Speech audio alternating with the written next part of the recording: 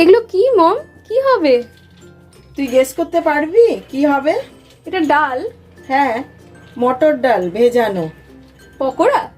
না, পকোড়া হবে না, তাহলে এটা ভাপে হবে। মটর ডাল ভাবে? ভাপে।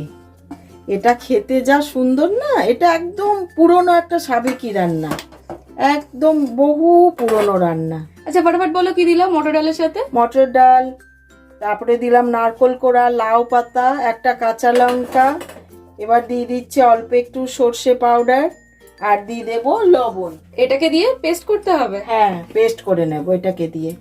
পেস্ট হয়ে গেল? হ্যাঁ, পেস্ট হয়ে গেছে। এবার একটা গ্রিস করা থালার মধ্যে সর্ষের তেল দিয়ে গ্রিস করে রেখেছি, ওর মধ্যে এইভাবে ঢেলে নিলাম। এবার এটা হাত দিয়ে ইভেন করছো? হ্যাঁ, তাহলে না ঠিকভাবে হিটটা স্প্রেড হবে। ওটার মধ্যে কি দিয়েছো? এর মধ্যে জল গরম হতে বসিয়ে দিয়েছিলাম, একটা লেবু দিয়ে দিয়েছিলাম একটুখানি স্লাইস, যাতে করে ওই আয়রন না জমে, দিয়ে দিয়েছি। এবার ঢাকা দিয়ে দিচ্ছি, এটা ভাপে হতে দেব যতক্ষণ পর্যন্ত ওপর পোর্শনটা একটু শক্ত না হয়ে যায়।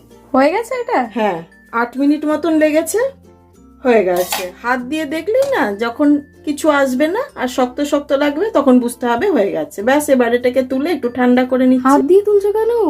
না, অতটা ধরা যাচ্ছে, ধোঁয়া উঠছে, এখন এটা মাখা যাবে না, আমি 10 মিনিট পর মাখবো। সব দেওয়া আছে, আর কিচ্ছু দিতে হবে না, সামান্য একটু সর্ষের তেল দিয়ে দিলাম, দিয়ে এবার এটাকে না মেখে নিতে হবে।